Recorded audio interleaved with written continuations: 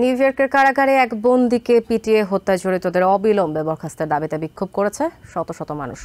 সোমবার governor Kathy হুকুলের কার্যালয়ের সামনে তারা বিক্ষোভ করে। সংশোধনের নামে বন্দী নির্যাতনের এসব কারাগার বন্ধের দাবিতে ম্যানহাটন ছাড়াও অলবেনিতে বিক্ষোভ করেছে অসংখ্য মানুষ।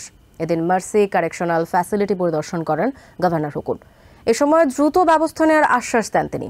গভর্নর জানান, নতুন সুপারিনটেন্ডেন্ট নিয়োগ ছাড়াও ফ্যাসিলিটি জুড়ে ক্যামেরা বসানো হবে। এদিকে ৪৩ বছর বয়সী রবার্ট ব্রুকসকে হত্যায় জড়িতদের আইনের আওতায় আনার আহ্বান জানিয়েছেন রচেস্টারের যাজকরা।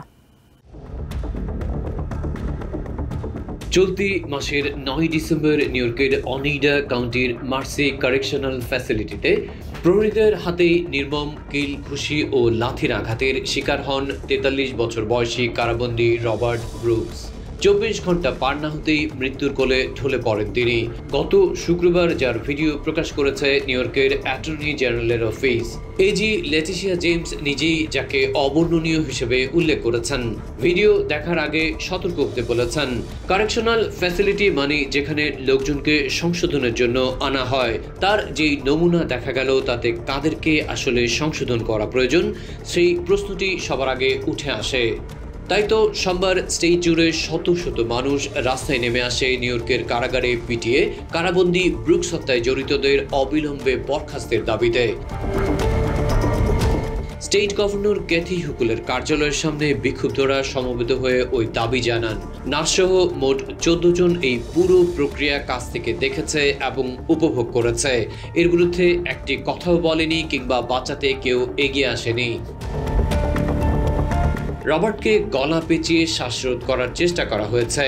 ম্যানহাটন ছাড়াও অলবেনিতে অসংখ্য মানুষ সংশোধন নামে মানুষকে অত্যাচারের এসব কারাগার বন্ধে আওয়াজ তুলেছেন। এদিন মার্সি কারেকশনাল ফ্যাসিলিটি পরিদর্শন করেছেন গভর্নর, আশ্বাস দিয়েছেন দ্রুত ব্যবস্থা নেওয়ার।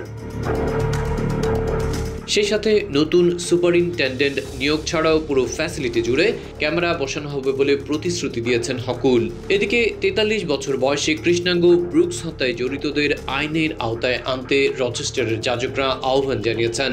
ওদিকে জাস্টিস ডিপার্টমেন্ট এবং FBI রবার্ট হত্যা তদন্তে কাজ করছে বলে জানিয়েছে CBS news. Adib Mohammad, TVN24 news desk.